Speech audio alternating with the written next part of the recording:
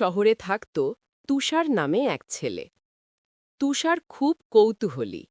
কোনো নতুন জিনিস দেখলেই জানতে চাইত, এটা কেন হয়, কিভাবে হয়।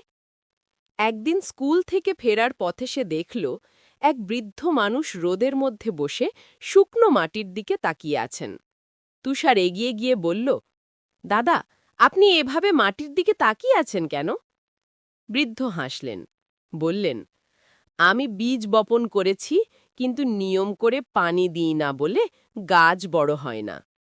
তুষার বলল, আমি কি আপনাকে সাহায্য করতে পারি? বৃদ্ধ খুশি হয়ে তাকে কিছু বিশেষ বীজ দিলেন। বললেন, এগুলো জাদুর বীজ, শুধু প্রতিদিন পানি দিতে হবে আর মাটিকে ভালোবাসতে হবে। তুষার প্রতিদিনই স্কুল শেষে দৌড়ে যেত বাগানে, পরিচ্ছন্ন করত, পানি দিত আর গাছের সঙ্গে কথা বলত।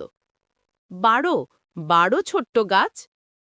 কয়েক সপ্তাহ পর ছোট ছোট চারা বের হল। তুষার আনন্দে লাফিয়ে উঠল।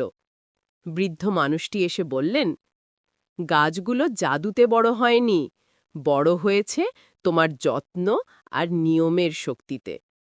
তুষার বুঝল, নিয়মিত পরিশ্রমী আসল জাদু। শীঘ্রই চারাগুলো বড় হয়ে রঙিন ফুলে ভরে উঠল। গোটা শহরের মানুষ সেই বাগান দেখতে আসত এবং বলত, তুষারের বাগানই শহরের সবচেয়ে সুন্দর। শিক্ষা: নিয়মিত পরিশ্রম ও যত্ন যে কোনো কাজকে সফল করে তোলে।